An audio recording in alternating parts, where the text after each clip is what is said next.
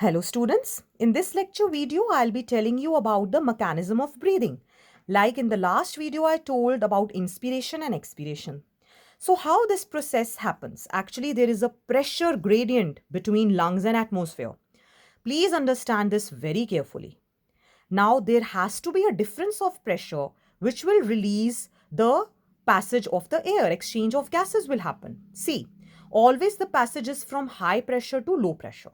So when you are inhaling, okay, when you are inhaling, as in you are breathing in, there is the contraction of diaphragm. So the thoracic volume of air increases and the pressure increases. But inside the lungs, that is intrapulmonary pressure, that decreases. Or you can say it is negative pressure as compared to the atmosphere. Okay. So how the air will enter? Because of this pressure gradient from high to low, it will enter inside. Now, when it is happening, when the, you can say, expiration is happening, what is going to happen? The intrapulmonary volume is going to increase, okay? The thoracic volume will decrease and the intrapulmonary volume is going to increase. So because of this, lungs are going to release the gas outside because inside the lungs there is lot of pressure.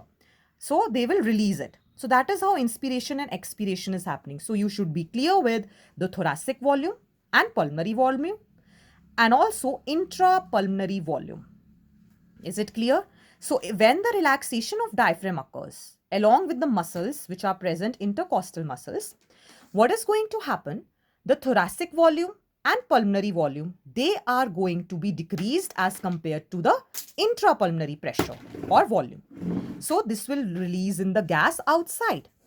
A healthy human breathes 12 to 16 times per minute.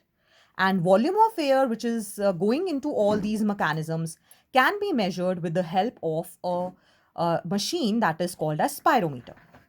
Next, let us look at the respiratory volumes and capacities. TV or tidal volume refers to the volume of air which is inspired or expired, which is 500 ml. Inspiratory reserve volume or IRV means the additional volume of air which you can inspire by forcible inspiration. By forcible inspiration, whatever volume you can take in.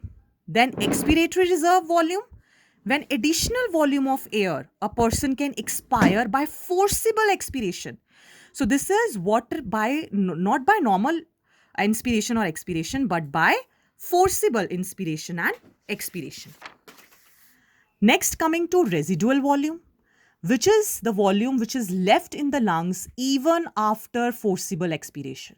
Okay, this is the leftover volume. So now on the basis of these volumes, let us understand what are pulmonary capacities. Inspiratory capacity means TV plus IRV. Okay, that is the normal inspiration and forcible inspiration. That will be total capacity. Similarly, expiratory capacity or EC is TV and ERV. That is normal inspiration as well as the forcible inspiration. Together will be expiratory capacity, expiration. Okay. Then FRC, that is functional residual volume, that is there in the lungs after normal expiring, after normal releasing of air. That will include the ERV as well as the residual volume together. And what is vital capacity? It is the maximum volume of air which you can breathe in after expiration, the maximum air you can breathe in. That is ERV, TV and IRV. And the total lung capacity would include the total amount of air that can be accumulated in the lungs, which will include the RV also. Now let us see how exchange of gases take place. Exchange of gases take place due to the solubility of gases and the partial pressure which is there. Okay, PO2 and PCO2. So due to that, there is the difference in partial pressures of oxygen and carbon dioxide in the lungs and the heart. There is a comparison. So in the tissues, the carbon dioxide concentration is more as compared to oxygen. So it will be released to the lungs.